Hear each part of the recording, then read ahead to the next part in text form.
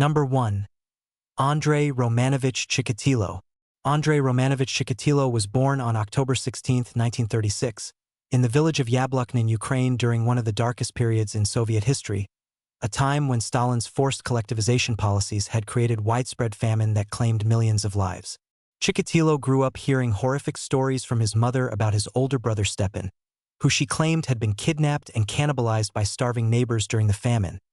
though historians have never confirmed whether Stepan actually existed or was a traumatic fiction created by his mother's own suffering. This grotesque tale, whether true or imagined, planted seeds of sexual deviance and violence in young Andrei's mind that would eventually blossom into one of the most prolific and disturbing serial killing sprees in recorded history. Chikatilo's childhood was marked by profound humiliation and dysfunction. He suffered from chronic bedwetting well into his teens, was mercilessly bullied by other children, experienced poor eyesight that was never properly corrected, and endured the shame of his father's capture by German forces during World War II, which in Soviet society carried a stigma of cowardice that extended to the entire family. As he grew into adolescence and young adulthood, Chikatilo discovered he suffered from chronic impotence and sexual dysfunction, unable to achieve or maintain erections during normal sexual encounters, a condition that filled him with rage, shame, and a desperate need to prove his masculinity through increasingly deviant means. He completed his education and became a teacher, married a woman through an arrangement orchestrated by his younger sister, and fathered 2 children despite his sexual difficulties, all while maintaining the outward appearance of a quiet, unremarkable Soviet citizen who worked diligently, joined the Communist Party, and aroused no suspicion from his colleagues or neighbors. Behind this carefully constructed facade, however, Chikatilo was descending into a nightmare world of violent sexual fantasies that he first acted upon in 1978 when he lured a 9-year-old girl named Yelena Zakotnova to an old shack he had secretly purchased in the town of Shakhty, where he attempted to rape her, stabbed her to death when she resisted, and achieved sexual gratification from the act of murder itself, discovering that violence and bloodshed were the only things that could overcome his impotence. The Soviet police arrested and executed another man, Alexander Kravchenko, for Yelena's murder, a catastrophic miscarriage of justice that allowed Chikatilo to continue killing with impunity for over a decade. Between 1978 and 1990, Chikatilo murdered at least 52 women and children, though he confessed to 56 killings and investigators believe the actual number may be even higher, targeting vulnerable victims including runaways, prostitutes, homeless vagrants, and children traveling alone, whom he would encounter at train stations and bus stops as he traveled extensively for his various jobs in the Soviet industrial supply system. His modus operandi was horrifyingly consistent. He would approach potential victims with friendly conversation, offer them food, money, or shelter, lead them to isolated forest areas near railway stations, and then suddenly attack them with overwhelming violence, using a knife to stab them repeatedly in a frenzied assault that often included removal of eyes, mutilation of genitals, extraction of organs, and in some cases acts of cannibalism, particularly consuming the uteruses of female victims and the testicles of male victims, acts that gave him the sexual release that normal intercourse never could. The Soviet system's bureaucratic inefficiency, institutional reluctance to acknowledge the existence of serial killers in a supposedly perfect socialist society, poor communication between different regional police forces, and the fact that many victims were marginalized individuals whose disappearances weren't immediately investigated all contributed to Chikatilo's ability to evade capture for so long. The investigation finally gained momentum in 1984 when forensic specialist Viktor Burakov was assigned to head a special task force dedicated to catching the killer. But even then progress was agonizingly slow due to limited resources, technological constraints, and the sheer geographical scope of the crimes spanning multiple regions. Chikatilo was actually detained in 1984 during a massive surveillance operation at a train station, but he was released after his blood type appeared not to match semen found at crime scenes, a discrepancy later explained by his extremely rare condition of being a non-secretor, meaning his blood type antigens did not appear in his other bodily fluids, a medical phenomenon that allowed him to slip through the investigative net. He continued killing until 1990, when he was finally arrested on November 20th after being observed acting suspiciously at a train station, approaching young people and exhibiting nervous behavior that caught the attention of an undercover officer. After his arrest, investigators found a knife and rope in his briefcase, along with a jar of Vaseline, and during interrogation Chikatilo eventually confessed to 56 murders in graphic, disturbing detail, leading investigators to bodies they had never discovered and providing information that only the true killer could have known. His trial began on April 14, 1992, in a specially constructed courtroom where Chikatilo was kept in a large metal cage to protect him from the families of victims and the public, and throughout the proceedings he displayed bizarre behavior including singing, making strange gestures, exposing himself, and claiming he was a mistake of nature and that he should be studied by scientists rather than executed. The prosecution presented overwhelming evidence including his detailed confessions, crime scene knowledge, eyewitness testimonies placing him with victims before their disappearances, and physical evidence linking him to multiple murders, while the defense attempted to argue diminished capacity due to mental illness, claiming he suffered from a diseased personality that prevented him from controlling his actions. The trial lasted 6 months and riveted the newly post-Soviet Russian public, who had been largely unaware that such monsters could exist within their society, and on October 15, 1992, Chikatilo was found guilty of 52 murders and sentenced to death for each killing. He was executed by a single gunshot to the back of the head on February 14, 1994, in a soundproof room at Novocherkassk prison, bringing an end to one of the most monstrous criminal careers in modern history. The Chikatilo case exposed massive failures in Soviet law enforcement and criminal justice systems, demonstrated how institutional pride and political considerations can impede investigations, and revealed the terrifying reality that serial killers are not merely a Western phenomenon but can emerge from any society where vulnerable individuals can be victimized without adequate protection, leaving behind a legacy of unimaginable suffering that affected dozens of families whose loved ones were butchered by a man who discovered that only through the most extreme acts of violence could he achieve any sense of power or sexual satisfaction. Number 2. Pedro Alonso López. Pedro Alonso López was born in 1948 in Tolima, Colombia, the 7th child in a family of 13 children born to a prostitute mother who named him after her pimp,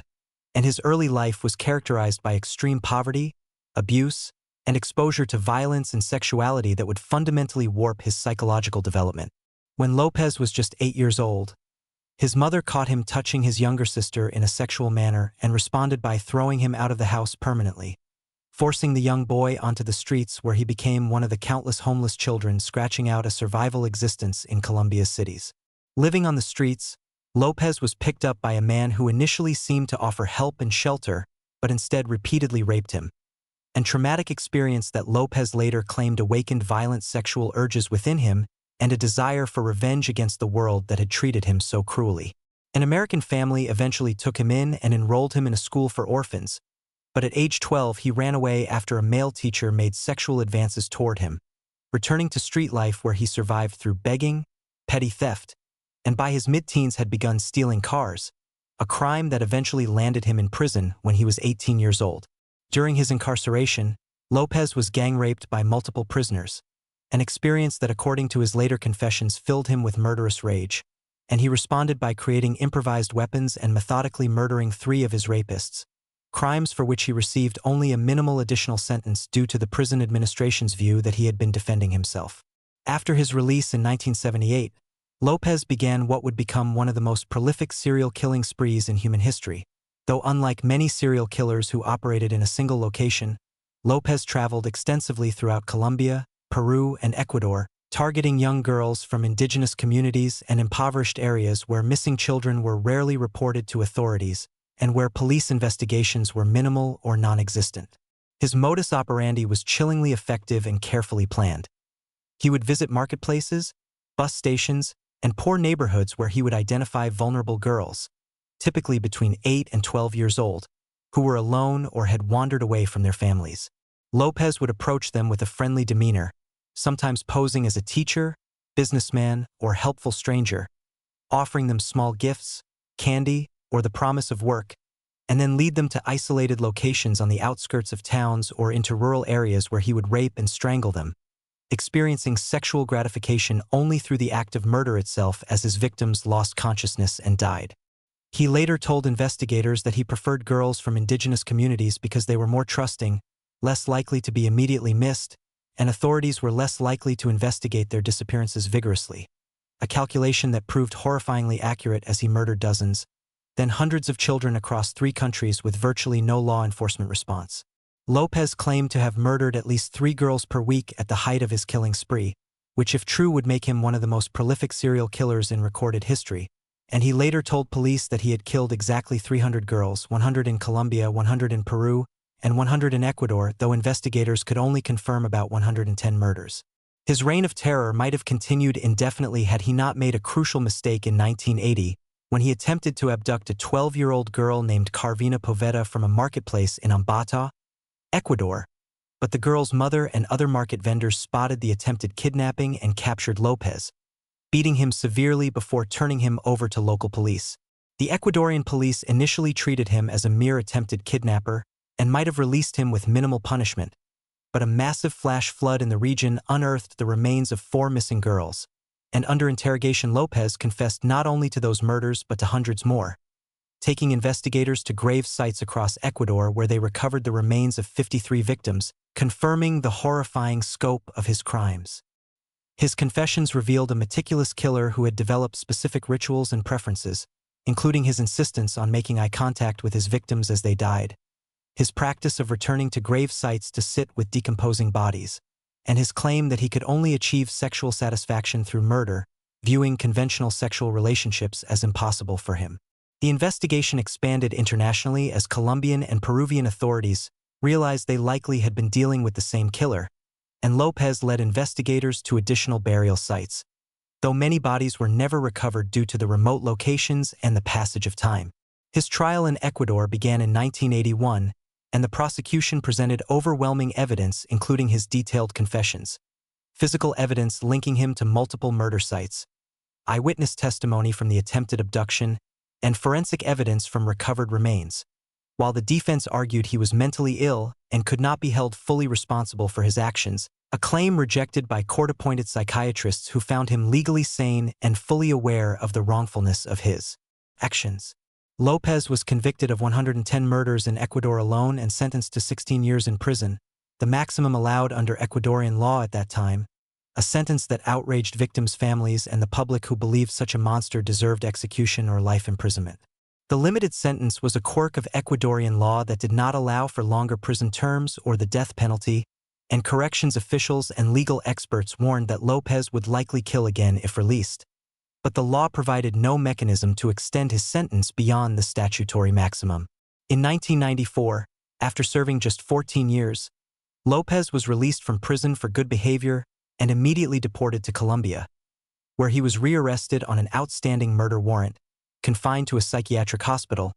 and then released in 1998 when the hospital declared he was no longer a threat, a decision that horrified law enforcement officials and victims' advocates across South America. After his 1998 release, López completely disappeared, and his current whereabouts remain unknown, with some investigators believing he may have resumed killing under a different identity in a different country, while others speculate he may have been murdered in vigilante justice by family members of his victims or criminal associates who knew his history. An Interpol warrant was issued for López's arrest in 2002 after he allegedly murdered a woman in Colombia, but he has never been apprehended, and the case remains open to this day. The Monster of the Andes case exposed catastrophic failures in international law enforcement coordination, revealed how predators can exploit marginalized and indigenous communities whose missing members are not prioritized by authorities, demonstrated the inadequacy of criminal justice systems that cannot impose sentences proportionate to the severity of crimes, and left hundreds of families without justice or closure, as the man who murdered their daughters walks free somewhere in the world, potentially still killing, a living embodiment of how evil can thrive when institutions fail to protect the most vulnerable members of society. Number 3. Harold Frederick. Harold Frederick Shipman was born on January 14, 1946, in Nottingham, England, into a working-class family where his mother Vera doted on him excessively, constantly telling him he was special and superior to other children, creating a sense of grandiosity and entitlement that would later manifest in his godlike control over life and death. Shipman excelled academically despite the family's modest circumstances, and his mother's fierce ambition for him drove his pursuit of medical education, though her death from lung cancer when he was 17 profoundly affected him, particularly his observations of how morphine administered by her physician eased her suffering in her final days. planting seeds that would later grow into his preferred method of murder. He attended Leeds School of Medicine on scholarship, married Primrose Oxtoby when she became pregnant during his first year, and graduated in 1970 to begin his career as a general practitioner, initially working at the Pontefract General Infirmary before joining a group practice in Todmorden, West Yorkshire. During his early years as a physician, Shipman was well regarded by patients and colleagues, known for his dedication and willingness to make house calls at any hour, but by 1975 his colleagues began noticing irregularities in his prescribing patterns and discovered he had been forging prescriptions for pethidine, a powerful opioid painkiller, which he was using to feed his own addiction that had developed during the stress of his early medical career. Confronted with evidence of his drug abuse and prescription fraud, Shipman confessed, was fired from the practice, and in 1976 was convicted of forgery, obtaining drugs by deception, and unlawful possession of pethidine. Receiving a fine but avoiding jail time and retaining his medical license after completing a rehabilitation program, a lenient outcome that allowed him to continue practicing medicine and, unbeknownst to authorities, begin his murder spree. In 1977, Shipman joined the Donnybrook Medical Center in Hyde, Greater Manchester, and quickly built a reputation as an old-fashioned, caring doctor who made frequent house calls and showed particular attention to elderly patients, a persona that perfectly masked his growing compulsion to kill. His victims were predominantly elderly women living alone, patients who trusted him implicitly and welcomed him into their homes, where he would inject them with lethal doses of gemorphine, also known as heroin, a drug that causes respiratory depression and death while creating a peaceful appearance that could easily be mistaken for natural causes in elderly individuals with existing health conditions. Shipman's medical knowledge allowed him to select victims whose deaths would seem unremarkable, to falsify medical records to create false histories of declining health, to forge cremation certificates to prevent autopsies, and to maintain the trust of families by presenting himself as a devoted physician who had done everything possible to help their loved ones. Between 1975 and 1998, Shipman murdered an estimated 250 patients, making him the most prolific serial killer in modern British history and possibly the most prolific medical murderer in recorded history, though the true number may never be known as many deaths he caused were cremated or buried before any suspicion arose. His victims' deaths followed a consistent pattern. Shipman would visit them at home, often without being called and sometimes claiming he needed to take a blood sample or administer an injection. He would inject them with a massive overdose of gemorphine, wait until they died, and then summon family members or call for an ambulance to pronounce the patient dead, attributing death to heart attack, stroke, or general decline from old age. Shipman's undoing began in March 1998 when Dr. Linda Reynolds, a colleague at a neighboring practice, noticed an unusual pattern in Shipman's patients' deaths and reported her concerns to the local coroner. But an initial police investigation found insufficient evidence to proceed, partly because Shipman's meticulous forgery of medical records made his patients appear genuinely ill. The breakthrough came in 1998 when Kathleen Grundy, a wealthy 81-year-old former mayoress of Hyde, was found dead in her home, and Shipman signed her death certificate attributing her death to old age despite her being in excellent health and active in community affairs just hours before. When Grundy's will was read, her daughter Angela Woodruff, a solicitor, was shocked to discover her mother had allegedly signed a new will leaving her entire estate, worth nearly £400,000, to Shipman, with nothing for her family, and the will was so poorly forged with obvious typing errors and witnessed by Shipman's office staff that Woodruff immediately suspected foul play. Woodruff reported her suspicions to police. Grundy's body was exhumed, and toxicology tests revealed lethal levels of morphine,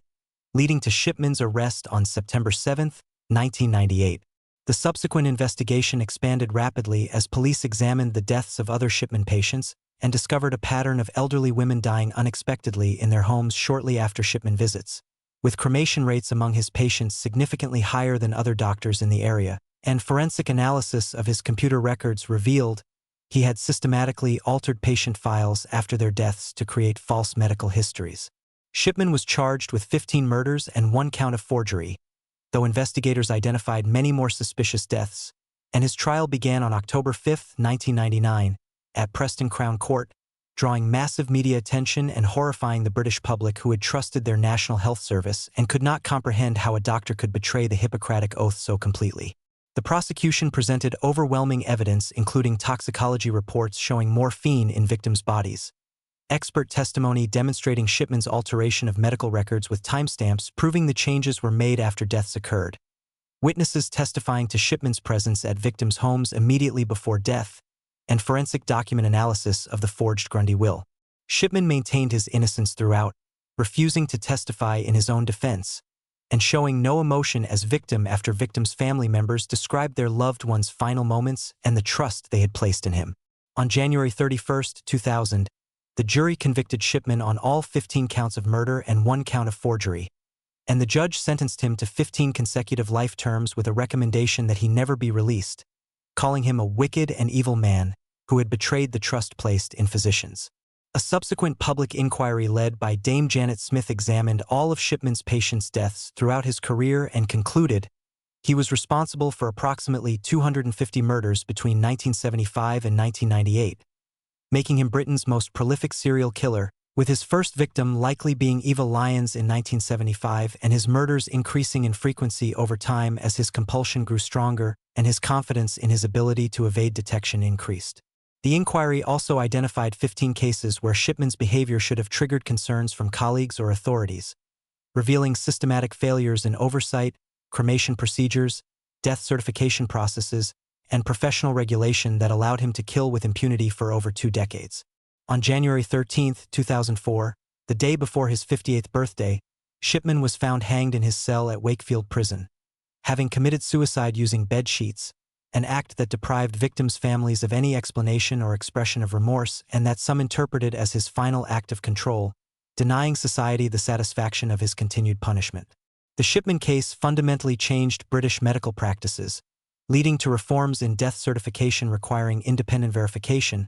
changes to cremation procedures, new systems for monitoring doctors' prescribing patterns, and enhanced mechanisms for investigating unusual death rates among individual practitioners' patients. But it also left profound questions about what motivated this seemingly ordinary family man and respected physician to become one of history's most prolific murderers, with speculation ranging from addiction to morphine leading to access and opportunity,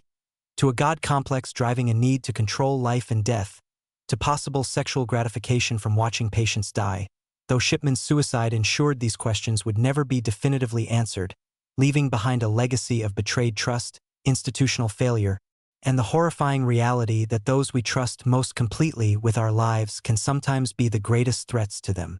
Number 4. Luis Alfredo Garavito Cubillos. Luis Alfredo Garavito Cubillos was born on January 25, 1957, in Genova, Quindio, Colombia, the oldest of 7 children in a family characterized by extreme poverty, violence, and abuse that created the foundation for his eventual transformation into one of the world's most prolific serial killers. Garavito's father was an alcoholic who brutally beat his children and wife, and Garavito later claimed he suffered sexual abuse from multiple adult men during his childhood, including neighbors and teachers, traumatic experiences that he said awakened violent sexual urges, and a hatred of innocence that would later manifest in his targeting of children. He grew up in a Colombia ravaged by civil conflict, drug violence, and social breakdown, where thousands of displaced children wandered the streets as refugees from rural violence or runaways from abusive homes, creating a vulnerable population that predators could victimize with minimal risk of detection or punishment. Garavito left home as a teenager, drifted between jobs selling religious items and lottery tickets, developed a severe alcoholism problem, and began experiencing what he later described as violent fantasies about hurting children, though he maintained a facade of being a gentle, religious man who often quoted scripture and presented himself as concerned about society's street children problem. In the early 1990s, Garavito began acting on his violent urges, initially approaching homeless boys with offers of food, money, or work, gaining their trust, and then leading them to isolated locations where he would get them intoxicated, rape them, torture them with cutting and dismemberment while they were still alive, and finally slash their throats, often severing their heads, in acts of sexual violence so extreme they shocked even veteran investigators. His hunting grounds spanned Colombia and neighboring countries, as he constantly traveled between towns and cities, sometimes posing as a priest, a farmer, a street vendor, or a charity worker concerned about homeless children, using different aliases in different locations to avoid creating a recognizable pattern. Garavito specifically targeted the most vulnerable victims imaginable, Homeless boys between the ages of 6 and 16, children from displaced families, street vendors, shoe shiners, and runaways, victims who were often not reported missing because they had no stable families or whose disappearances were attributed to the general violence and chaos of Colombian society in the 1990s. His method was horrifyingly consistent. He would befriend boys at markets, bus stations, or on the streets, sometimes spending days gaining their trust before offering them work or gifts, walking them to remote rural areas under various pretexts, providing them with alcohol or drugs to lower their resistance, binding them with rope, subjecting them to brutal sexual assault and torture that included cutting off genitals, disemboweling, beheading, and dismemberment, and leaving their mutilated bodies in remote ravines, forests, or fields where they were often not discovered for months or years. Unlike many serial killers who develop a consistent geographic pattern,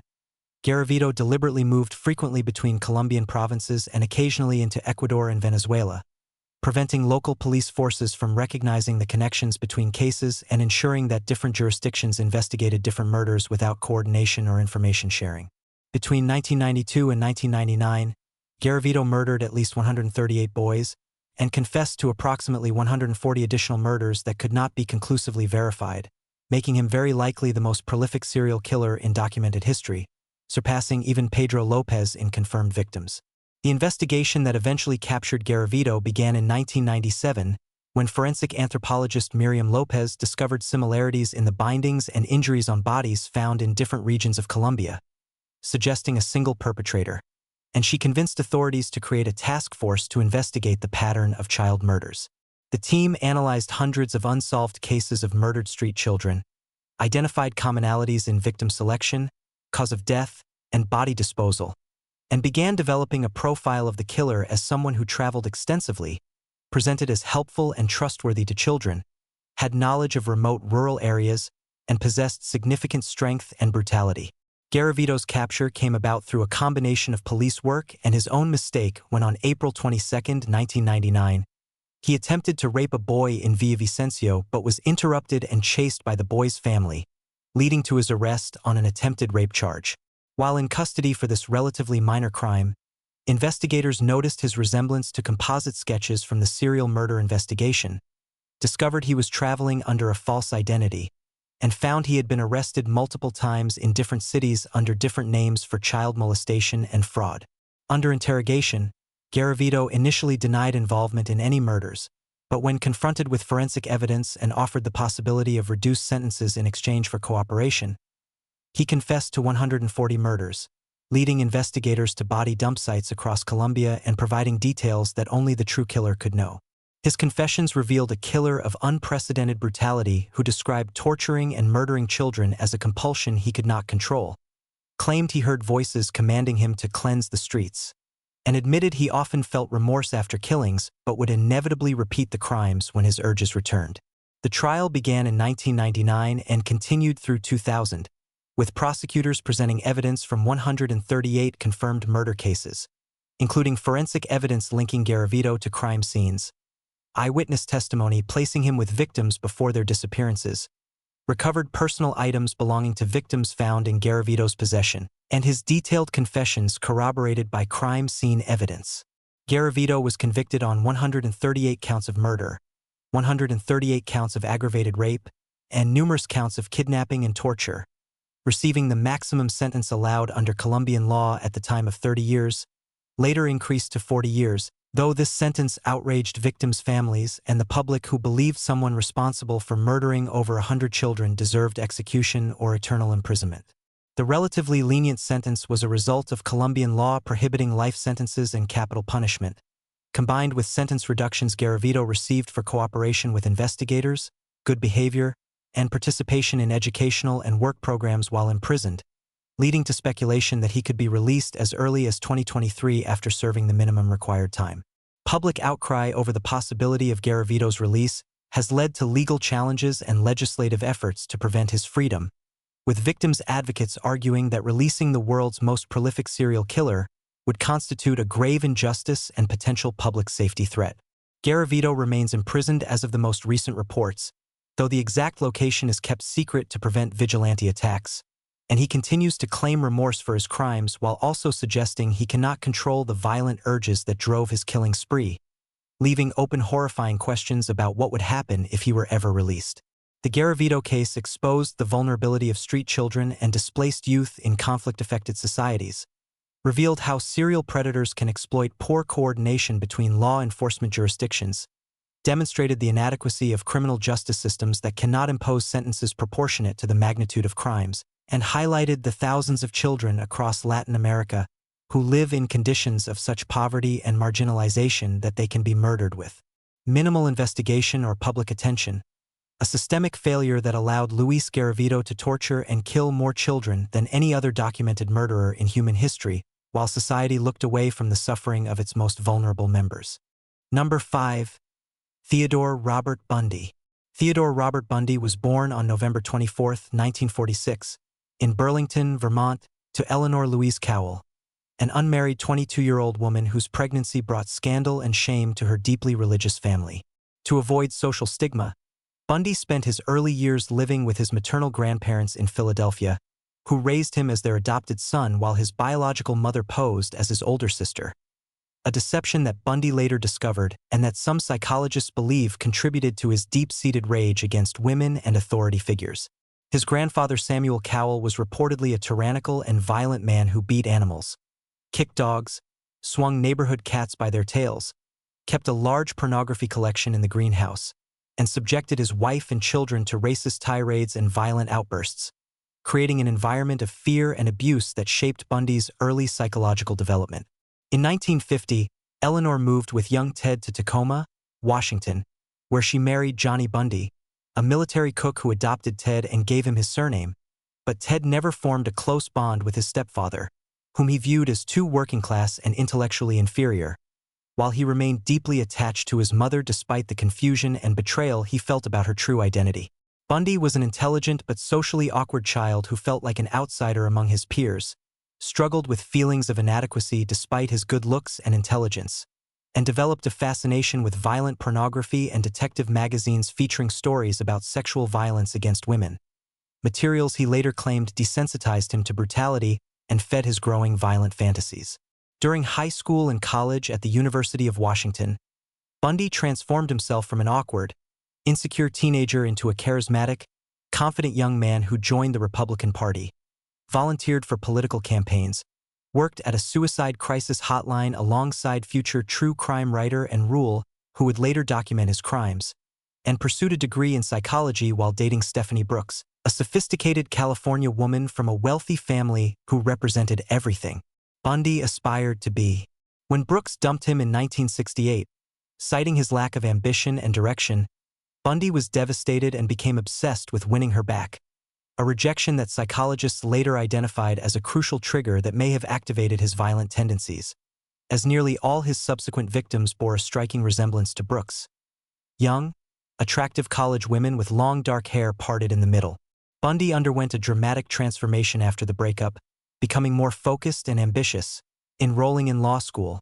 re-establishing contact with Brooks and convincing her he had changed, and then coldly dumping her in early 1974 to exact revenge for her earlier rejection,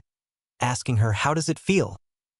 before cutting off all contact, demonstrating the calculating cruelty that characterized his personality. Within weeks of his revenge against Brooks, Bundy began his documented killing spree, though investigators later suspected he may have committed murders as early as 1969 based on unsolved cases of murdered women who fit his victim profile.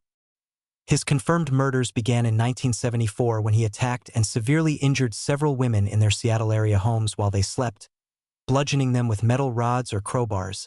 and then escalated to abduction and murder when he began approaching young women at college campuses, beaches, and parks, posing as an authority figure or someone in need of help, often wearing a fake cast or using crutches to appear vulnerable and unthreatening, asking victims to help him carry books to his car or look for his lost dog, exploiting young women's social conditioning to be helpful and trusting. Once he had lured a victim to his Volkswagen Beetle, Bundy would knock them unconscious with a crowbar or tire iron hidden in the vehicle, drive them to a remote location, sexually assault them, strangle them to death, and in many cases return to the dump sites repeatedly to engage in necrophilia with the decomposing corpses, apply makeup to the bodies, and pose them in various positions, acts that demonstrated the depth of his depravity and his view of women as objects to control and manipulate even after death. During 1974, Bundy abducted and murdered at least 8 women in Washington state, including Linda and Healy, Donna Gail Manson, Susan Rancourt, Roberta Kathleen Parks, Brenda Ball, Georgian Hawkins, Janice Ott, and Denise Naslund, with the last 2 victims taken in broad daylight from the same crowded Lake Sammamish State Park within hours of each other. A brazen double abduction that finally convinced police they had a serial killer operating in the area. Witnesses at Lake Sammamish described a handsome, charming man with his arm in a sling who called himself Ted, and asked women to help him load a sailboat onto his car, providing descriptions that led police to create composite sketches that several people, including Bundy's girlfriend Elizabeth Klopfer, recognized as resembling him, though the idea that the articulate, politically active law student could be a killer seemed absurd to most who knew him. In August 1974, Bundy abruptly moved to Salt Lake City to attend law school at the University of Utah, and the murders in Washington stopped while a new series of young women began disappearing in Utah, Colorado, and Idaho, all sharing the same physical characteristics and encountering similar circumstances before vanishing. Between 1974 and 1975, Bundy killed at least 9 women in Utah and Colorado, including Melissa Smith, Laura Am, Debbie Kent, Karen Campbell, and others, before making his first major mistake on August 16, 1975, when he was pulled over by Utah Highway Patrol Sergeant Bob Hayward for suspicious driving in a residential neighborhood at 2:30 a.m. When Hayward searched Bundy's Volkswagen, he found a ski mask, rope, handcuffs, an ice pick, a crowbar, and other items that seemed consistent with burglary tools, leading to Bundy's arrest on suspicion of burglary, though investigators soon began connecting him to the missing women cases. Carol Duranch, a young woman who had escaped an attempted abduction in 1974, when a man impersonating a police officer tried to handcuff her and force her into a Volkswagen Beetle, identified Bundy in a lineup as her attacker, leading to his conviction for aggravated kidnapping in 1976 and a sentence of 1 to 15 years in prison. While imprisoned in Utah and facing murder charges in Colorado for the death of Karen Campbell, Bundy acted as his own attorney, a right granted by the court that gave him access to the law library, and during a court appearance in Aspen in June 1977, he jumped from a second-story courthouse window and escaped, remaining free for 6 days before being recaptured. On December 30, 1977, Bundy escaped again from the Garfield County Jail by sawing through the ceiling of his cell, crawling through the ductwork, and emerging into the apartment of the jailer, who was out for the evening, stealing clothes and a car and driving to Chicago before flying to Florida, where he rented a room near Florida State University and within 2 weeks committed some of his most brutal crimes. On January 15, 1978, Bundy broke into the Chi Omega sorority house at Florida State University and in a 15-minute frenzy attacked for sleeping women, bludgeoning them with a piece of firewood, strangling them, and biting them savagely, killing Margaret Bowman and Lisa Levy while severely injuring Karen Chandler and Kathy Kleiner, then ran to another house nearby where he attacked Cheryl Thomas, beating her so severely she suffered permanent hearing loss and damage to her equilibrium. His final known victim was 12-year-old Kimberly Leach, whom he abducted from her junior high school in Lake City, Florida, on February 9, 1978, sexually assaulted and murdered, dumping her body in an abandoned hogshed where it was found weeks later in an advanced state of decomposition. Bundy was finally captured on February 15, 1978, when Pensacola police officer David Lee stopped him for driving a stolen vehicle and Bundy attempted to flee and resist arrest before being subdued, and subsequent investigation connected him to the Chi Omega murders through bite mark evidence on Lisa Levy's buttock that forensic odontologists matched to Bundy's teeth, pioneering the use of bite mark analysis in criminal prosecutions. Bundy's trials in Florida became media sensations, with cameras in the courtroom broadcasting the proceedings nationally, and Bundy representing himself, displaying his intelligence and charisma while cross-examining witnesses and delivering opening and closing statements, though his arrogance and need for attention ultimately harmed his defense. He was convicted of the Chi Omega murders on July 24, 1979, and sentenced to death by electric chair, then convicted of Kimberly Leach's murder in 1980 and given another death sentence, and spent the next 9 years on death row at Florida State Prison, giving numerous interviews to journalists and investigators, discussing his crimes in the third person, offering to help police solve other murders, and becoming a subject of intense psychological study and media fascination. In the days before his execution, Bundy confessed to 30 murders across 7 states between 1974 and 1978, though investigators believe the actual number of his victims may exceed 100 based on unsolved cases, his extensive travels, and his patterns of behavior, with suspected murders dating back to 1969 and potentially including victims in California, Washington, Oregon, Idaho, Utah, Colorado, and Florida whose bodies were never found. On January 24, 1989, Theodore Robert Bundy was executed in the electric chair at Florida State Prison at 7:16 a.m. before a crowd of hundreds who gathered outside the prison to celebrate, many holding signs reading, "Burn Bundy Burn" and "Roast in Peace." While inside the prison, Bundy's final words were, "Give my love to my family and friends," before 2,000 volts of electricity coursed through his body. The Bundy case fundamentally changed American understanding of serial killers, revealing that such predators are not always obvious monsters but can be charming, intelligent, attractive individuals who blend seamlessly into society, exploiting their charisma and victims' trust to facilitate their crimes. And his case led to improved coordination between law enforcement agencies in different states, better tracking of missing persons across jurisdictions, advances in forensic evidence collection and analysis, and heightened public awareness about personal safety and the dangers of trusting strangers, though it also created a disturbing cultural fascination with Bundy himself that has led to his romanticization in popular media, with some people fixating on his good looks and charm rather than the reality of his crimes, which involved the brutal torture, rape, and murder of dozens of young women whose lives were cut short by a man whose need for control, sexual gratification through violence, and absolute lack of empathy made him one of the most dangerous predators in American criminal history. Number 6. Jeffrey Lionel Dahmer. Jeffrey Lionel Dahmer was born on May 21, 1960, in Milwaukee, Wisconsin, to Lionel and Joyce Dahmer, a couple whose troubled marriage, mental health issues, and emotional neglect created an environment that failed to address the warning signs of their son's developing psychopathy. Dahmer's early childhood appeared relatively normal, though he was described as an energetic and happy child until age 4, when he underwent surgery to correct a double hernia,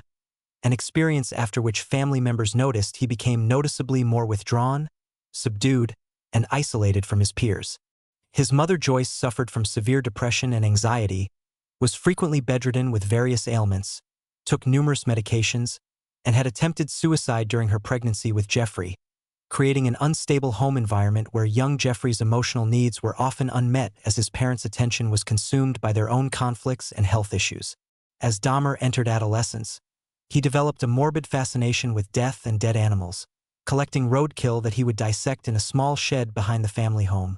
learning about anatomy and preservation techniques by stripping flesh from bones and storing skeletons, behavior that deeply disturbed his father when he discovered it, but that he attempted to redirect into scientific interest rather than recognizing it as a severe psychological warning sign. Dahmer also began struggling with his sexual identity, realizing he was gay in an era and community where homosexuality was heavily stigmatized, creating internal conflict and shame that he never properly addressed, and he began experiencing violent sexual fantasies that combined his attraction to men with his fascination with death, imagining having complete control over unconscious or dead bodies that could not reject him. During high school, Dahmer became an alcoholic, drinking heavily before and during school to numb his feelings of isolation and to silence the violent thoughts that increasingly dominated his mind. And despite his obvious problems, including falling grades, social withdrawal, and bizarre behavior like faking seizures for attention, his parents were too absorbed in their own marital breakdown to intervene effectively in his deteriorating mental state. In 1978, shortly after graduating high school and while living alone in the family home as his parents were separating, Dahmer committed his first murder when he picked up 19-year-old hitchhiker Stephen Hicks, brought him home under the pretense of drinking beer and listening to music, and when Hicks wanted to leave, Dahmer struck him in the head with a barbell, strangled him to death, dismembered his body, and dissolved the flesh in acid before crushing the bones with a sledgehammer and scattering them in the woods behind his house. This murder demonstrated the pattern that would characterize all of Dahmer's subsequent killings. Selection of vulnerable young men or boys, usually from marginalized communities, use of alcohol or drugs to lower their resistance, murder by strangulation, and extensive post-mortem activities including dismemberment, photography, preservation of body parts, and in later cases, acts of necrophilia and cannibalism driven by his twisted desire to possess his victims completely and prevent them from leaving him. After the Hicks murder, Dahmer attempted to live a normal life, briefly attending Ohio State University before dropping out due to his alcoholism, enlisting in the army where he worked as a medic in Germany and was honorably discharged after his alcohol abuse became unmanageable, and then moving to live with his grandmother in West Allis, Wisconsin, where she tried to provide the structure and support he had lacked in his youth. For nearly 9 years after killing Hicks, Dahmer did not murder again, though he was arrested multiple times for public intoxication, indecent exposure, and masturbating in public, incidents that suggested his deviant sexual impulses were intensifying but that resulted in minimal legal consequences that might have prevented his later crimes. In September 1987, Dahmer's second murder occurred when he picked up Stephen Twomey at a gay bar, took him to a hotel room where they drank heavily, and Dahmer claimed he blacked out and awoke to find Twomey dead with no memory of killing him. Though this claim of amnesia is disputed by investigators who believe Dahmer was minimizing his culpability. After the Twomey murder, Dahmer's killing accelerated as his compulsions grew stronger and his methods became more refined, with him developing a process of luring young men and boys, usually from gay bars or offering them money for photographs or company, taking them to his apartment, drugging them with sedative-laced drinks, strangling them when they were unconscious, and then engaging in extensive sexual acts with the corpses, taking photographs to preserve memories, and dismembering the bodies with electric saws and knives. Between 1987 and 1991, Dahmer murdered at least 16 more victims, including James Dockstader, Richard Guerrero, Anthony Sears, Raymond Smith, Edward Smith, Ernest Miller, David Thomas, Curtis Strader, Errol Lindsay, Tony Hughes, Conorak Synthesumphone, Matt Turner, Jeremiah Weinberger, Oliver Lacey, and Joseph Braidhoft, a killing spree that concentrated primarily in Milwaukee, where Dahmer was living in various apartments that became charnel houses filled with the remains of his victims. His apartment at 924 North 25th Street became the scene of unspeakable horrors, where neighbors complained about terrible smells that Dahmer explained as rotting meat from a broken freezer, where screams and strange sounds were heard, but not reported to police, and where Dahmer was performing experiments attempting to create living sex zombies by drilling holes into victim skulls and pouring acid or boiling water into their brains, trying to destroy their higher brain functions while keeping them alive in a submissive, zombie-like state that would serve his sexual desires. The most horrifying incident occurred on May 27, 1991, when 14-year-old Conorak Synthesumphone, younger brother of a boy Dahmer had previously molested, escaped from Dahmer's apartment naked, drugged, and disoriented, and was found by 2 young women who called 911. But when police arrived, Dahmer convinced them that Synthesumphone was his 19-year-old boyfriend who had simply drunk too much, and despite the language barrier, the boy's obvious distress, and the protests of the women who had called for help, police returned Synthesumphone to Dahmer's apartment where they observed the strange smell but accepted Dahmer's explanation and left. And within hours Dahmer murdered the boy, photographed his corpse, dismembered him, and kept his skull as a trophy, an incident that represented a catastrophic failure of police judgment and that might have been prevented if officers had run a background check revealing Dahmer was a convicted sex offender on probation. Dahmer's reign of terror ended on July 22, 1991, when Tracy Edwards, a 32-year-old man Dahmer had lured to his apartment, managed to escape after Dahmer handcuffed him and threatened him with a knife, and Edwards flagged down Milwaukee police officers Robert Roth and Rolf Mueller, leading them back to Dahmer's apartment where they discovered photographs of dismembered bodies, severed heads in the refrigerator and freezer, a human heart in the freezer, a full human skeleton, numerous bones and skulls, and the overwhelming stench of decomposition that made the officers physically ill. The subsequent investigation of Dahmer's apartment revealed the full extent of his depravity, including evidence of cannibalism as Dahmer admitted to eating parts of several victims because he felt it made them a permanent part of him, preserved genitals and other body parts kept as trophies, extensive photographic documentation of the murders and dismemberment process that Dahmer used for sexual gratification, and notebooks containing detailed descriptions of his techniques and fantasies about creating his zombie sex slaves. Dahmer was charged with 15 murders in Wisconsin and 1 in Ohio, and his trial began in January 1992 amid intense media coverage and public horror at the details of his crimes, with the defense arguing insanity while the prosecution contended Dahmer was legally sane and fully aware of the wrongfulness of his actions, merely unable or unwilling to control his urges. The jury heard graphic testimony about Dahmer's crimes, including his confessions describing how he had sex with corpses, ate human flesh, preserved body parts, and attempted crude lobotomies on living victims, all while maintaining employment at a chocolate factory and presenting a facade of normalcy to neighbors and co-workers. On February 15, 1992, the jury found Dahmer sane and guilty on all 15 murder counts, and he was sentenced to 15 consecutive life terms, totaling 957 years in prison without possibility of parole, a sentence Dahmer accepted without appeal, stating he deserved punishment for his crimes and expressing what appeared to be genuine remorse, though psychologists debated whether his emotional responses were authentic or performed. While imprisoned at the Colombia Correctional Institution in Portage, Wisconsin, Dahmer was initially kept in solitary confinement for his protection but was later transferred to general population at his own request, where he became a born-again Christian, was baptized by a local minister, and claimed to have found redemption through faith, though many viewed this conversion with skepticism given the magnitude of his crimes. On November 28, 1994, Dahmer and another inmate, Jesse Anderson, were beaten to death with a metal bar from the prison weight room by fellow inmate Christopher Scarver, a schizophrenic man serving a life sentence who claimed God had told him to kill Dahmer and that he was disgusted by Dahmer's crimes and his tendency to fashion severed limbs from prison food and use ketchup as blood to disturb other inmates. Dahmer died from severe head trauma at 9:11 a.m. at a nearby hospital, ending the life of a man whose crimes represented some of the most depraved acts of violence and sexual deviance in American criminal history, and whose case raised profound questions about the failure of family, community, law enforcement, and mental health systems to intervene in the obvious deterioration of a deeply disturbed individual who showed warning signs throughout his life. The Dahmer case exposed failures in police response to marginalized communities, as multiple opportunities to stop Dahmer were missed partly due to homophobia and racism that led officers to dismiss concerns about his victims, who were often young gay men of color,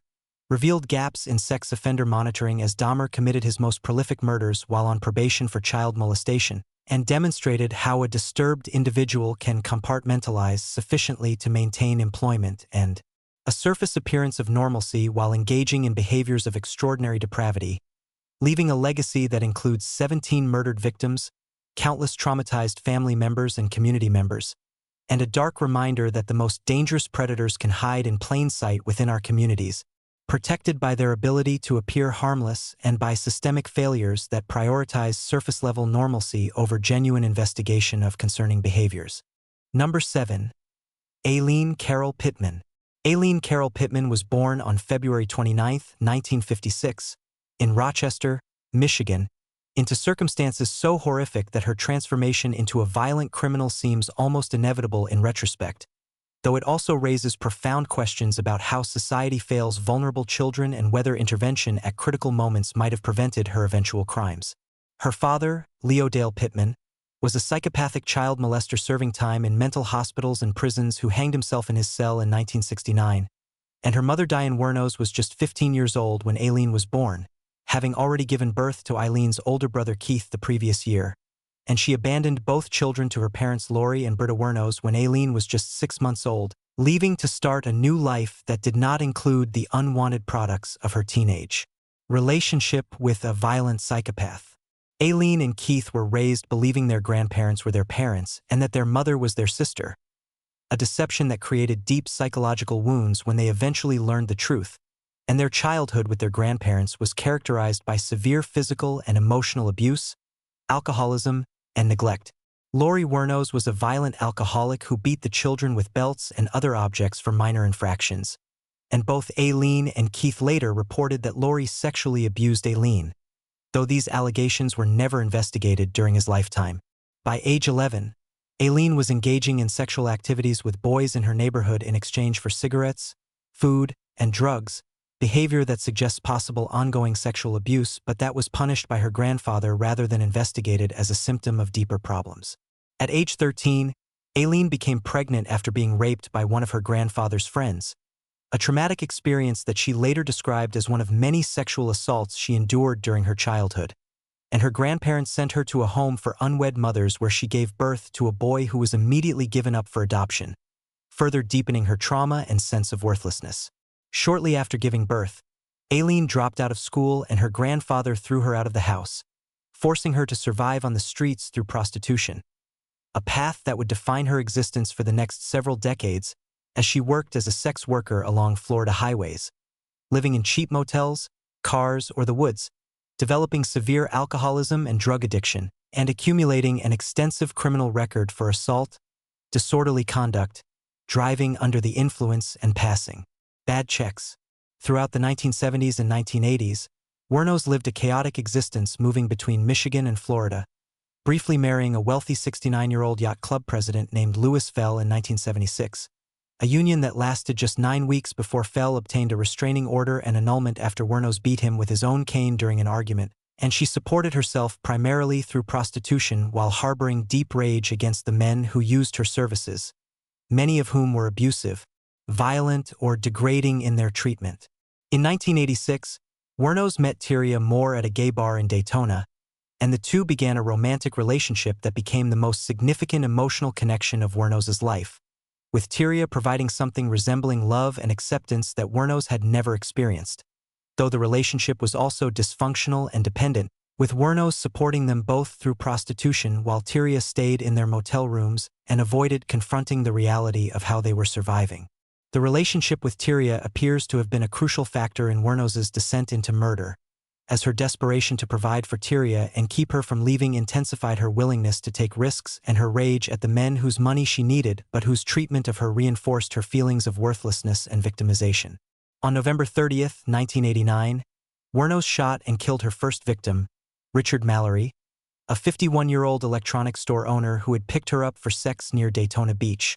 and she later claimed Mallory had raped and tortured her, forcing her to kill him in self-defense. Though prosecutors disputed this account and evidence suggested she had shot him without immediate provocation and robbed him of his money and possessions. Between December 1989 and November 1990, Wuornos killed 6 more men, all middle-aged white males who had picked her up while she was working as a prostitute along Florida highways. David Spears, Charles Carskadden, Peter Seams, Troy Burress, Charles Humphreys, and Walter Antonio, each shot multiple times with a .22 caliber pistol, their bodies dumped in wooded areas off the highway and their vehicles, money, and possessions stolen by Wuornos who used their credit cards and identification in a manner so careless it inevitably drew police attention. The investigation into the murders gained momentum when witnesses reported seeing 2 women in several of the victims' vehicles. Pawn shops provided records of items belonging to victims that had been pawned using Wuornos's thumbprint and identification, and a composite sketch based on witness descriptions led to Wuornos being identified as a suspect. Police located Tyria Moore and convinced her to cooperate with the investigation in exchange for immunity. And in a series of recorded phone calls, Tyria persuaded Wuornos to confess to protect Tyria from prosecution, with Wuornos ultimately admitting to all 7 murders while maintaining that most were committed in self-defense when the men became violent or threatened her. Wuornos's trial for the murder of Richard Mallory began in January 1992, and despite her claims of self-defense, the prosecution presented evidence that Mallory had been shot 4 times, that his body showed no defensive wounds suggesting a struggle, that Wuornos had stolen his possessions and showed no signs of trauma when witnessed using his vehicle and credit cards, and that her pattern of killing 7 men in the same manner suggested premeditation rather than spontaneous self-defense. The defense attempted to present Wuornos's history of childhood abuse, rape, and sex work-related violence to explain her actions, but Wuornos herself undermined this strategy by changing her story multiple times, showing no remorse, appearing hostile and unstable on the witness stand, and eventually firing her attorneys and representing herself in later trials. On January 27, 1992, the jury convicted Wuornos of first-degree murder in the Mallory case and recommended death, a sentence the judge imposed, calling her crimes cold-blooded and execution-style. Wuornos subsequently pleaded no contest to 5 additional murder charges to avoid prolonged trials, received 5 more death sentences, and spent the next 12 years on death row at Broward Correctional Institution in Florida, during which time she became a media sensation as America's first female serial killer, gave extensive interviews claiming she had been raped and assaulted by numerous men throughout her life, attracted supporters who viewed her as a victim of patriarchal violence and abuse, fighting back against her oppressors, and became the subject of books, documentaries, and eventually the 2003 film Monster, starring Charlize Theron, which portrayed her with considerably more sympathy than most serial killer narratives. During her time on death row, Wuornos' mental state appeared to deteriorate significantly, with her making increasingly bizarre claims, including that prison staff were torturing her with sonic pressure waves, that she was being raped by prison guards through remote radio technology, and that she wanted to be executed quickly rather than continue suffering in prison, statements that raised questions about her competency, but that courts ultimately determined did not render her unable to voluntarily waive her appeals. On October 9, 2002, after exhausting her appeals and explicitly requesting execution, Aileen Wuornos was put to death by lethal injection at Florida State Prison. Her final words including, "I'd just like to say I'm sailing with the Rock and I'll be back like Independence Day with Jesus, June 6th, like the movie, big mothership and all. I'll be back." Cryptic statements reflecting either her deteriorated mental state or her defiant personality to the end. The Wuornos case remains controversial and has sparked ongoing debates about whether she was a cold-blooded serial killer who murdered men for robbery or a deeply traumatized victim of systematic abuse who eventually snapped and killed in legitimate self-defense, or in a state of diminished capacity created by years of trauma, with the truth likely somewhere between these extremes, acknowledging both that Wuornos committed terrible crimes that deserved punishment and that society's failure to protect her as a child and help her as a traumatized adult contributed to creating the conditions for her violent trajectory. Her case also highlighted the gendered nature of serial killer narratives and treatment, as female serial killers are extremely rare and are often viewed through different lenses than male counterparts, with more emphasis on victimization, mental illness, and environmental factors rather than pure evil or predatory nature, though whether this represents appropriate nuance or gender bias in how we conceptualize violence remains debatable. Wuornos' victims were 7 men who may have been innocent of any wrongdoing beyond hiring a prostitute or may have engaged in varying degrees of exploitation and violence that contributed to the encounters that ended their lives, and their families deserve justice regardless of the circumstances. But the case also raised uncomfortable questions about how society treats women in prostitution, the violence sex workers routinely experience with minimal legal protection or recourse, and whether different interventions at any point in Wuornos' catastrophic life trajectory from childhood abuse through adult survival sex work might have prevented the murders that eventually occurred, leaving a complex legacy that resists simple categorization as either a story of pure victimhood or straightforward predatory violence. Number 8. Dennis Lynn Rader. Dennis Lynn Rader was born on March 9, 1945, in Pittsburgh, Kansas, and unlike many serial killers whose childhoods were marked by obvious abuse or trauma,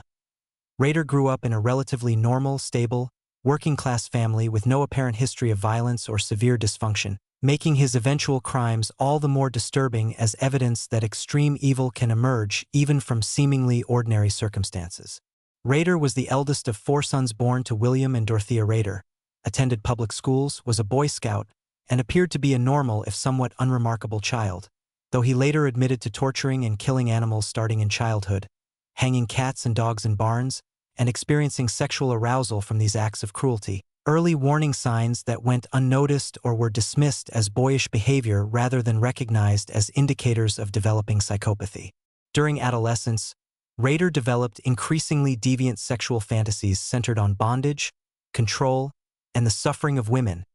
breaking into homes to steal women's underwear, and creating elaborate fantasies about capturing, binding, and torturing victims, fantasies he would later bring to horrifying fruition. He served in the United States Air Force from 1966 to 1970, including a tour in the Far East, married Paula Dietz in 1971, and settled in Park City, Kansas, where he worked for the Coleman Company and later became a compliance officer for Park City, enforcing municipal codes regarding dog licenses, overgrown lawns, and other minor violations, a position of petty authority that he exercised with rigid zealotry that made him widely disliked in the community. Rader presented himself as an upstanding citizen, active member of Christ Lutheran Church where he served as congregation president and Sunday school teacher, married father of 2 children, Boy Scout leader, and neighborhood watch captain. A carefully constructed facade of normalcy that allowed him to hide his secret life as one of Kansas's most notorious serial killers. On January 15, 1974, Rader committed his first murders, breaking into the Otero family home in Wichita, where he strangled Joseph Otero, his wife Julie, their 9-year-old son Joseph Jr., and their 11-year-old daughter Josephine, in a morning of terror that revealed the depths of his depravity and his methodical approach to murder. Rader had been stalking the Otero family and planned the attack carefully, cutting the phone lines, waiting for the family to wake up, forcing them at gunpoint to cooperate, systematically binding each family member, and then strangling them one by one while experiencing sexual gratification from their suffering and death. After murdering the family, Rader masturbated at the crime scene, stole items belonging to Josephine as trophies, and left the house calmly, driving to his job at Coleman where he worked a normal shift, demonstrating the compartmentalization that allowed him to function as a normal employee, husband, and father while harboring the darkest fantasies and impulses. The Otero murders shocked Wichita and launched a massive investigation, but Rader left little physical evidence and was not considered a suspect, allowing him to continue his normal life while experiencing what he later described as immense satisfaction from the killings and from watching the community's fear and the police investigation's lack of progress. Over the following months, Rader killed 3 more victims. Catherine Bright in April 1974, whom he shot and stabbed after breaking into her home, though she survived long enough for her brother Kevin to arrive and fight with Rader before he escaped. Shirley Vian in March 1977, whom he bound and strangled in front of her young children whom he locked in a bathroom, and Nancy Fox in December 1977, whom he strangled in her home after binding her, and after each murder Rader took trophies and photographs, creating a secret collection of memorabilia that he used for sexual gratification when reliving his crimes. In early 1978, frustrated by what he perceived as insufficient media coverage and public recognition of his crimes, Rader sent a letter to a local television station claiming responsibility for the murders and signing it with the moniker BTK, standing for Bind, Torture, Kill, a name that would terrorize Wichita for the next 3 decades. The BTK letter included details about the murders that only the killer could know and began Rader's pattern of communicating with media and police, a need for recognition and attention that would ultimately lead to his capture but that initially only increased public fear and his own sense of power and control. After the 1978 letter, BTK appeared to go dormant, with no confirmed murders for years, though investigators later discovered he had attempted several other attacks that failed when intended victims were not home or circumstances prevented him from completing his plans. In fact, Rader later admitted he had not stopped wanting to kill but had been forced to exercise restraint due to increased police patrols, public vigilance, and his own family and work obligations, though he continued to stalk potential victims, break into homes to steal women's clothing, and maintain elaborate journals and drawings documenting his fantasies and past crimes. In 1985, Rader killed Maureen Hedge, his neighbor whom he had been stalking, strangling her in her home and then taking her body to his church where he photographed her in bondage poses before dumping her body in a ditch. He killed Vicki Wegerle in 1986, strangling her in her home after posing as a telephone repairman to gain entry, and his final known victim was Dolores Davis in 1991, whom he strangled in her home and whose body he dumped under a bridge after photographing it in various poses. After the Davis murder, BTK again went silent, this time for 13 years, during which Rader focused on his family life, church activities, and work as a compliance officer, living what appeared to be a completely normal existence while secretly maintaining his collection of victim memorabilia, creating detailed bondage drawings, writing elaborate sexual fantasies about future victims, and occasionally acting out his desires by binding himself in complicated rope configurations while dressed in women's clothing and masks, photographing himself in these scenarios as a substitute for the murders he wanted to commit but was restraining himself from executing. In 2004, possibly triggered by media attention surrounding the 30th anniversary of the Otero murders and a book about the BTK case that Rader felt portrayed him inaccurately, he emerged from dormancy by sending a letter to the Wichita Eagle newspaper, resuming his communications with media and police and including items and information about unsolved murders to prove his identity. Over the following year, Rader sent multiple communications including letters, packages containing victim identification and jewelry, dolls arranged in bondage scenarios representing his crimes, and cereal boxes containing written messages and items from victims, each communication increasing his boldness and his need for recognition. In one communication, Rader asked police if it would be possible to trace a floppy disk if he sent one to them, and a detective responded through a newspaper advertisement that no, it would not be traceable, a lie that Rader believed, leading him to send a purple floppy disk to a television station in February 2005. Computer forensic analysis of the floppy disk revealed metadata showing it had been used at Christ Lutheran Church, and that the last person to modify a document was someone named Dennis. Information that led investigators directly to Rader, and further investigation revealed his connection to the church, his residence in Park City near several of the crime scenes, and his access to many of the locations BTK had used. On February 25, 2005, police arrested Dennis Rader near his home, and upon searching his property they discovered his extensive BTK collection including hundreds of photographs, detailed journals, drawings, victim memorabilia, and evidence conclusively linking him to all the BTK murders and communications. During interrogation, Rader confessed to all 10 murders in disturbing detail, showing no remorse but rather pride in his crimes and disappointment that he had been caught due to the floppy disk, expressing that he had trusted the police detective's assurance that it could not be traced and felt betrayed that they had lied to him, a complaint that revealed his narcissism and complete lack of understanding about the moral dimension of his actions. His trial began in June 2005, and Rader pleaded guilty to 10 counts of first-degree murder,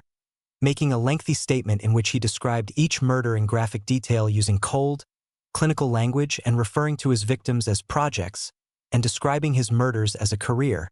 showing an emotional detachment and objectification of his victims that horrified everyone in the courtroom. Kansas had abolished the death penalty between 1972 and 1994, the period when all of Rader's murders occurred, so he could not be sentenced to death, and instead received 10 consecutive life sentences with no possibility of parole for 175 years, ensuring he would die in prison. The revelation that BTK was Dennis Rader, a married father, church leader, Boy Scout volunteer, and compliance officer whom many in the community knew,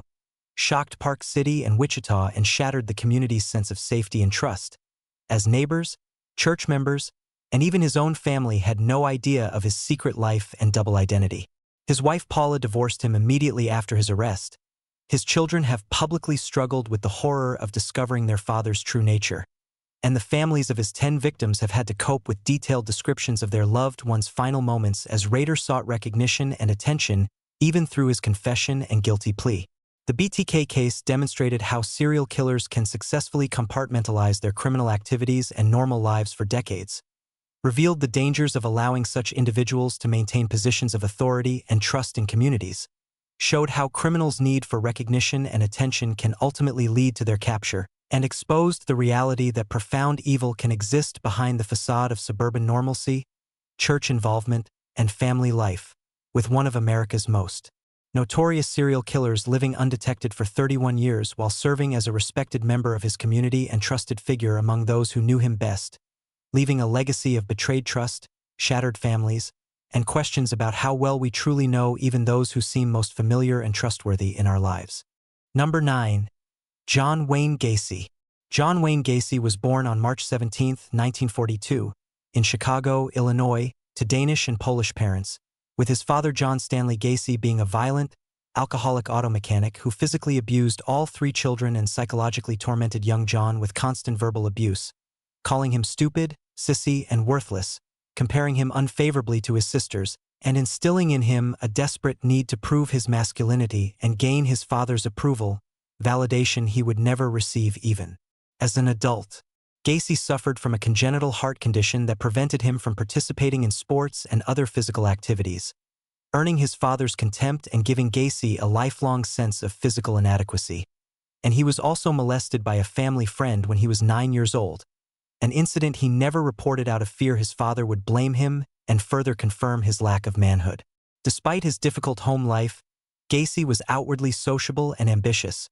working various jobs through high school, volunteering for community organizations, and constantly seeking recognition and status through civic involvement, patterns that would continue throughout his adult life as he compulsively sought validation through professional success and community service. In 1964, Gacy married Marlon Myers and moved to Waterloo, Iowa, where he managed 3 Kentucky Fried Chicken restaurants owned by his father-in-law and became extremely active in the JCs, a civic organization where he threw himself into fundraising, community events, and socializing, earning awards and accolades that fed his need for recognition. However, behind this facade of success and community involvement, Gacy was engaging in increasingly predatory behavior toward teenage boys, making sexual advances toward young male employees, coercing some into sexual acts through manipulation and threats, and in 1968 was arrested for sexually assaulting 15-year-old Donald Voorhees, the son of a fellow JC's member. Gacy initially denied the charges and even hired another teenage boy to assault Voorhees to intimidate him from testifying, but the evidence against him was overwhelming and he pleaded guilty to sodomy, receiving a sentence of 10 years in the Anamosa State Penitentiary. While imprisoned, Gacy was a model inmate who worked in the kitchen, organized JC's chapter among inmates, and earned early parole in just 18 months, being released in 1970 despite prison psychologists' warnings that he was likely to reoffend and represented a danger to society, recommendations that were ignored in the decision to grant him parole. Gacy's wife Marlon had divorced him while he was imprisoned, and he moved back to Chicago where he bought a house in the Norwood Park Township area, started a construction business called PDM Contractors that became quite successful, remarried in 1972 to Carol Hoff, a divorcee with 2 young daughters, and once again threw himself into community involvement, joining the Democratic Party organization, organizing elaborate theme parties and summer lawn fetes that became neighborhood events, and developing his alter ego Pogo the Clown, performing at children's hospitals, charity events, and neighborhood parties, a persona that would later give him his infamous moniker the Killer Clown, though his clown activities had no direct connection to his murders. Throughout the early 1970s, Gacy was regarded as a pillar of his community, a successful businessman, Democratic Party precinct captain who had his picture taken with First Lady Rosalind Carter, and generous neighbor who employed local teenagers and seemed to take genuine interest in helping young men learn construction skills, though in reality he was using his business and community standing to gain access to vulnerable young men, whom he would lure to his house with promises of work, money, or simply through friendly socializing. Gacy's first confirmed murder occurred in 1972 when he killed Timothy McCoy, a 16-year-old boy he had picked up at a Chicago bus station, brought to his house, and stabbed to death, later claiming the killing was accidental during a struggle but clearly experiencing sexual gratification from the act as it marked the beginning of his prolific murder spree. Between 1972 and 1978, Gacy murdered at least 33 young men and boys, most between 14 and 21 years old, using remarkably consistent methods that demonstrated the calculated, predatory nature of his crimes. His typical pattern involved luring victims to his house under various pretexts, getting them drunk or drugged, showing them what he called the rope trick, which he claimed was a magic trick but was actually a way to get victims to allow him to handcuff them, and then revealing that the real trick was that he held the keys and had complete control over them, demonstrating the psychological torture he inflicted before physical violence. Once victims were restrained, Gacy would subject them to hours of sexual assault, torture with various implements, and verbal degradation before killing them by strangulation, either with rope, a tourniquet device he constructed specifically for this purpose, or by stuffing cloth down their throats while they were restrained, methods that allowed him to control the exact moment of death and to watch his victims' faces as they died. After murdering his victims, Gacy would hide their bodies in the crawl space beneath his house, eventually burying 26 bodies there in carefully dug trenches that he would cover with lime to speed decomposition and control the smell. Though as the crawl space filled and the smell became increasingly problematic, he began dumping later victims in the Des Plaines River, a change in pattern that would ultimately contribute to his capture. Throughout this period, Gacy maintained his public persona of successful businessman and community leader. His second wife Carol lived in the house with him until 1976 when they divorced due to his lack of sexual interest in her and increasingly bizarre behavior, and teenage boys were frequently seen coming and going from his house without arousing suspicion as Gacy explained they were employees or young men he was mentoring. Gacy's undoing began in December 1978 when 15-year-old Robert Piest disappeared after telling his mother he was going to talk to a contractor about a summer job, and witnesses placed Piest with Gacy at a Des Plaines pharmacy where Gacy had been discussing a remodeling job. When police questioned Gacy, they discovered his previous conviction for sodomy in Iowa, a fact that made him an immediate suspect, and they began surveillance while seeking a search warrant for his property. On December 13, 1978, Police executed a search warrant at Gacy's house and almost immediately detected the overwhelming smell of decomposition, discovered suspicious areas in the crawl space, and found items belonging to several missing young men, including a class ring from one victim that Gacy had been wearing, though Gacy attempted to explain these as items given to him by employees or young men he had befriended. As evidence mounted and surveillance continued, Gacy's behavior became increasingly erratic. He made veiled confessions to his lawyers, and when informed that police had discovered human remains in his crawl space, he finally confessed to killing approximately 30 people, leading investigators to the locations of bodies both in his house and in the river. The excavation of Gacy's house became a media spectacle, with investigators removing 26 bodies from the crawl space, 2 from the property grounds, and recovering 5 more from the Des Plaines River based on Gacy's directions, while attempting to identify victims through dental records and personal effects, a process complicated by the advanced state of decomposition of many remains. Gacy's trial began on February 6, 1980, with the prosecution presenting overwhelming physical evidence, Gacy's own confessions, and testimony from several young men who had survived encounters with Gacy and could describe his methods and behaviors, while the defense argued Gacy was insane and suffering from multiple personality disorder, claiming an alternate personality called Jack had committed the murders while Gacy's main personality was unaware. The insanity defense was undermined by evidence of Gacy's careful planning, his ability to function successfully in business and community affairs while committing murders, his systematic disposal of bodies and cleaning of crime scenes, and his own statements demonstrating full awareness of the wrongfulness of his actions even as he tried to rationalize and minimize them. On March 13, 1980, the jury deliberated less than 2 hours before finding Gacy guilty of 33 murders, and he was sentenced to death for 12 of the murders and to natural life imprisonment for the others, with the judge stating Gacy's crimes were so heinous they shocked the conscience. Gacy spent 14 years on death row at Menard Correctional Center, during which time he gave numerous interviews, wrote an autobiography minimizing his guilt and attacking the criminal justice system, took up oil painting as a hobby and sold his artwork of clowns and other subjects to collectors fascinated by his notoriety, and exhausted his appeals while showing no genuine remorse for his victims or their families. On May 10, 1994, John Wayne Gacy was executed by lethal injection at Stateville Correctional Center in Illinois, and his final words were reportedly, "Kiss my ass," a defiant statement consistent with his narcissistic personality and complete lack of empathy that characterized him throughout his crimes and imprisonment. The Gacy case exposed catastrophic failures in the parole system that released a known sex offender after minimal time served despite professional recommendations against release, revealed how predators exploit positions of community trust and authority to access victims, demonstrated how systematic investigation can overcome initial difficulties in solving serial murder cases, and shocked the American public with the revelation that one of the country's most prolific serial killers had operated for years while maintaining an image as a successful, civic-minded businessman, leaving a legacy that includes 33 murdered young men, grieving families denied justice for years, and enduring questions about how Gacy's crimes might have been stopped earlier if authorities had taken his previous conviction more seriously, and if society had been more willing to investigate suspicions about a seemingly respectable community member engaging in inappropriate behavior with young men. Number 10. Gary Leon Ridgway. Gary Leon Ridgway was born on February 18, 1949, in Salt Lake City, Utah, but grew up in the Seattle area where he would eventually commit one of the longest and most prolific serial killing sprees in American history, murdering at least 49 women and potentially as many as 70 or more over nearly 2 decades. Ridgway's childhood was marked by severe psychological dysfunction including chronic bedwetting until age 13, an affliction that his mother would humiliate him for by washing his genitals herself in a manner Ridgway later described as simultaneously stimulating and shaming, creating a toxic association between sexual arousal, degradation, and rage toward women that would characterize his adult psychology. He was raised in a household where his parents had a volatile relationship characterized by constant conflict.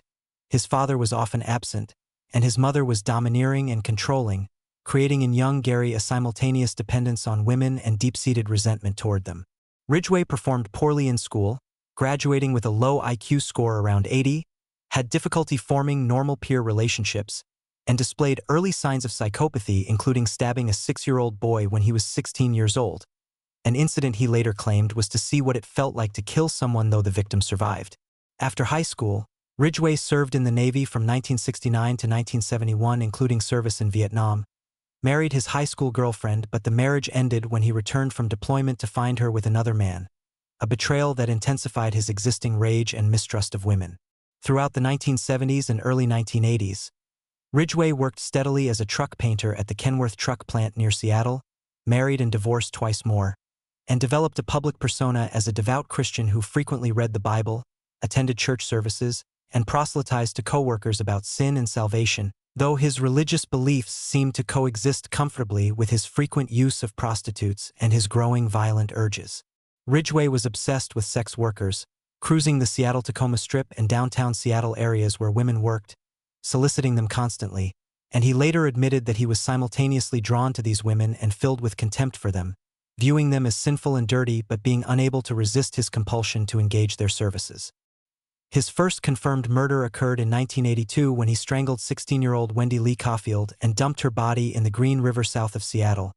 beginning a killing spree that would terrorize the Pacific Northwest for nearly 2 decades and give him his moniker as the Green River Killer. Between 1982 and 1998, Ridgway murdered at least 49 women and girls, with the vast majority killed during the 1982 to 1984 period when he was murdering as frequently as several women per month, though his killings continued sporadically into the 1990s. His victim selection was remarkably consistent. He targeted sex workers and vulnerable young women, many struggling with drug addiction or who had run away from home,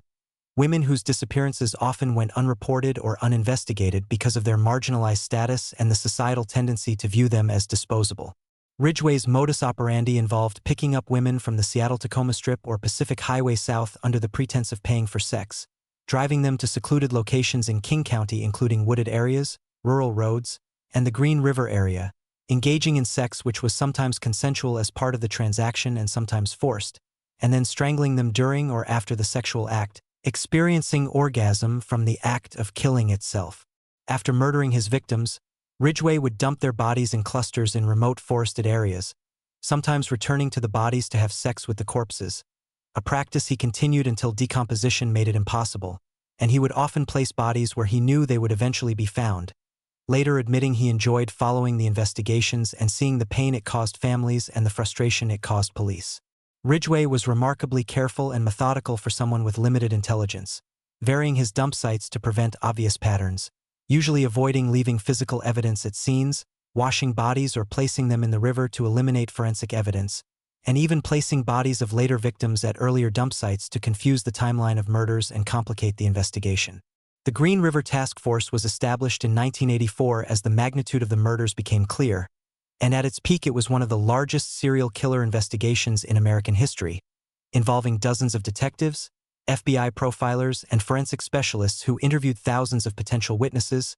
investigated hundreds of suspects, and developed detailed profiles of the likely killer. Ridgway was actually interviewed by the task force in 1983 and again in 1984, passed a polygraph examination which he later admitted to beating by controlling his breathing and maintaining his composure through the questions, and was released as a suspect despite having picked up a woman in a restricted area of Seattle-Tacoma that was under surveillance and despite having a history of soliciting prostitutes and violent behavior toward women. The investigation continued for years without identifying the killer, though the murder rate slowed considerably after 1984, leading investigators to speculate the killer might have died, moved, been imprisoned for other crimes, or simply exercised more restraint, though in reality Ridgway had simply become more cautious and selective after nearly being caught, reducing his killing frequency but never completely stopping. The breakthrough in the case came from advances in DNA technology that had not existed during the original investigation, and in 2001 forensic scientists were able to develop DNA profiles from semen samples collected from several victims' bodies and clothing in the 1980s and compare them to suspects' DNA in the Washington State DNA database. The comparison identified Gary Ridgway as a match to semen found on several victims, and on November 30, 2001, he was arrested at the Kenworth plant where he still worked, more than 17 years after he had first been interviewed as a suspect and had passed a polygraph examination that could have prevented decades of additional murders if DNA technology had existed at the time. Initially charged with 4 murders where DNA evidence was strongest, Ridgway was held in custody while investigators built cases for additional murders, and facing the death penalty and the overwhelming evidence against him, Ridgway agreed to a plea deal in which he would confess to all his murders, provide details about dump sites and unidentified victims, and lead investigators to remains in exchange for life imprisonment without parole rather than execution. Between 2003 and the finalization of his plea agreement, Ridgway confessed to 48 murders and provided information that led to the recovery of additional remains and the identification of previously unidentified victims, making him the second most prolific serial killer in United States history based on confirmed victims, though he claimed to have killed as many as 70 or 80 women and simply could not remember them all. During his confession sessions, Ridgway demonstrated complete emotional detachment from his crimes, describing murders in matter-of-fact terms, referring to victims as "I killed her," without using their names or acknowledging their humanity, and admitting he specifically targeted sex workers because he thought they would not be missed, and because he hated them for their profession while simultaneously being unable to stop using their services. He described returning to dump sites to commit necrophilia with decomposing bodies, moving bodies to different locations to confuse investigations, and placing objects with bodies to throw off police, all while maintaining his normal life as a factory worker,